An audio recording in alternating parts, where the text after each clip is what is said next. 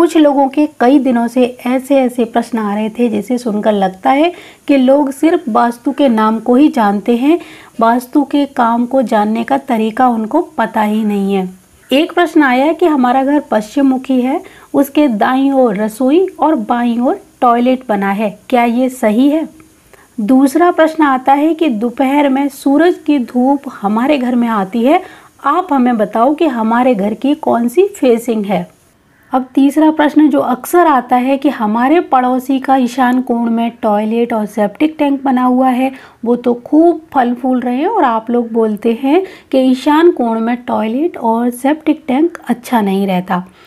ऐसे हजारों प्रश्न लोग हमें रोज ही भेजा करते हैं, जबकि इनको ना तो सही दिशा का ज्ञान होता है और ना ही सही वास्तु का।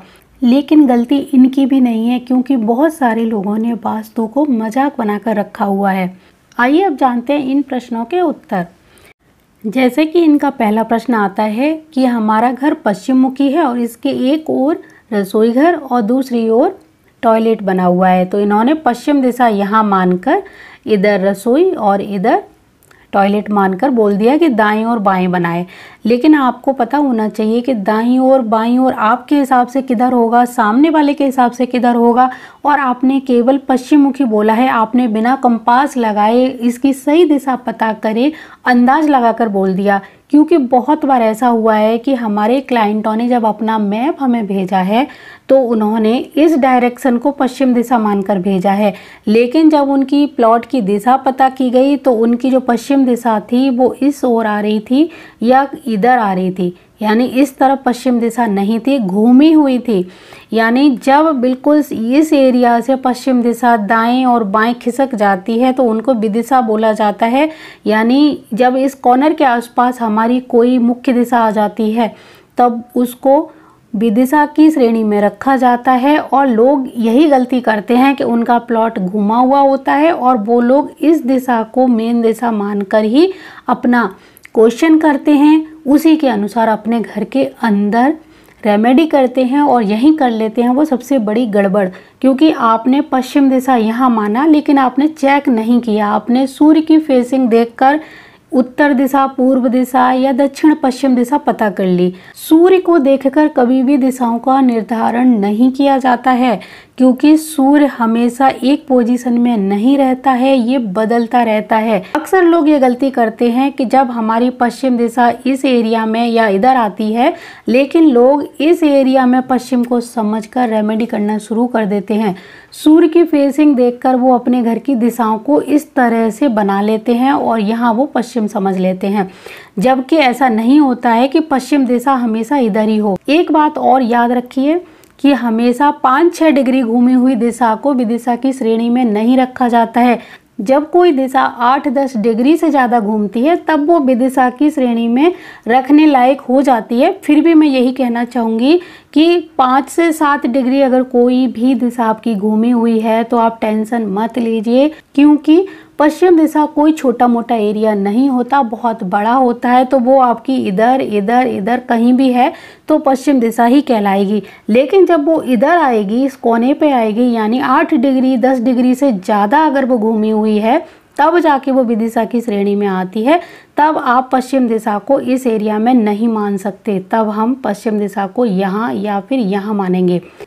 जैसे कि मान लीजिए कि हमारी पूर्व दिशा इस एरिया में आती है और वो यहाँ से लेकर कहीं पर भी आ सकती है, तो ये विदिशा नहीं कहलाएगी, ये पूर्व दिशा ही कहलाएगी। लेकिन जब हमारी पूर्व दिशा इन एरिया में या फिर इस एरिया में आ जाएगी तब ये विदिशा की श्रेणी में आती है।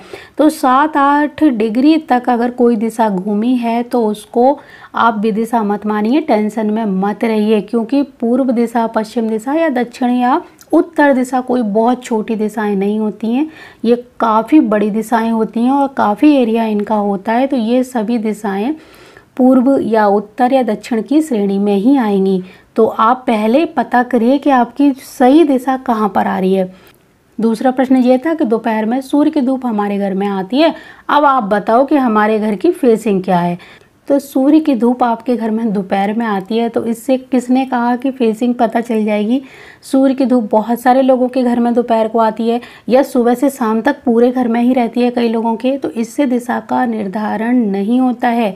धूप से कभी भी दिशाओं का पता नहीं लगाया जा सकता। किसी का जो तीसरा प्रश्न था कि हमारे पड़ोसी के घर में सेप्टिक टैंक, टॉयलेट है, वो फिर भी फल फूल रहे हैं, ऐसा प्रश्न अक्सर आता है। लोग अपने घरों को नहीं देखते, पड़ोसी के घर को बहुत ज़्यादा गौर से देखते हैं कि उसका घर कैसा है। आपने अपने पड़ोसी के घर में जाकर चेक किया, उसके घर की दिशाओं को चेक किया, उनके घर के वास्तु को चेक किया। आप ये कैसे बता सकते हैं कि पड़ोसी का घर का टॉयलेट या सेप्टिक टैंक ईशान कोण में ही आ रहा था? आप अपने घर से उसके घर की दिशाओं का पता कैसे लगा सकते हैं, आप मुझे बताइए।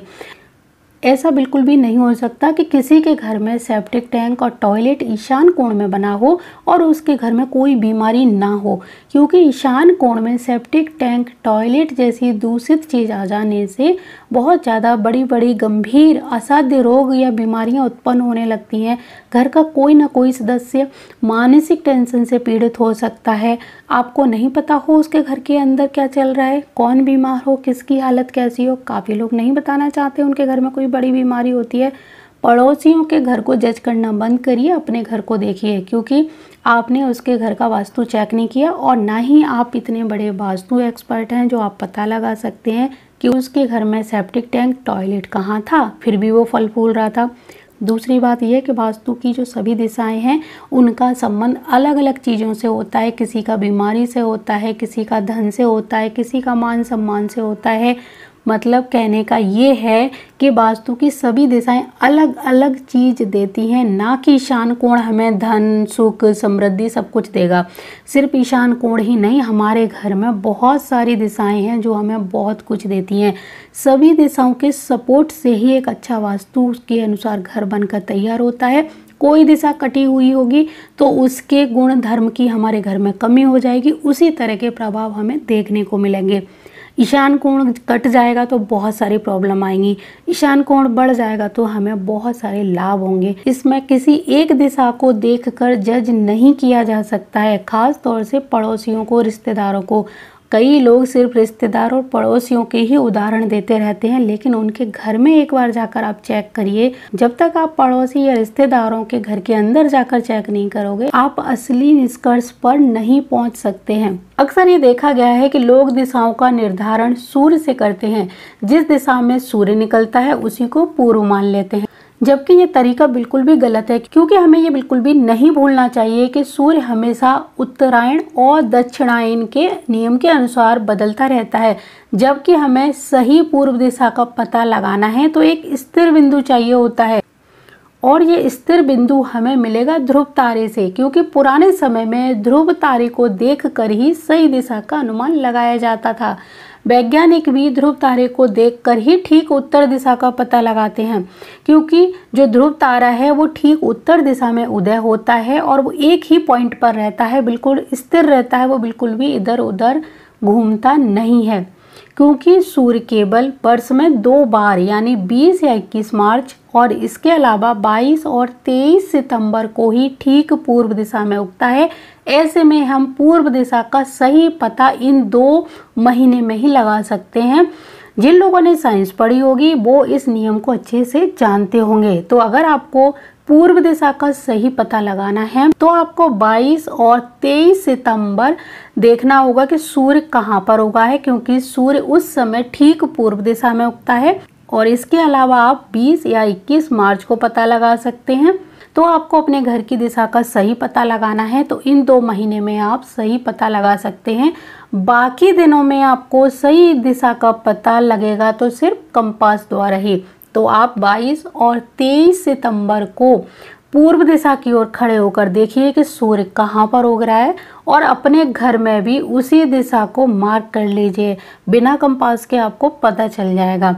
अंदाज लगाकर दिशाओं का पता नहीं किया जाता है। अगर आप अंदाज लगाकर अपनी दिशाओं को बताएंगे तो अंदर का वास्तु भी खराब कर बैठेंगे, जो अभी बिल्कुल सही था।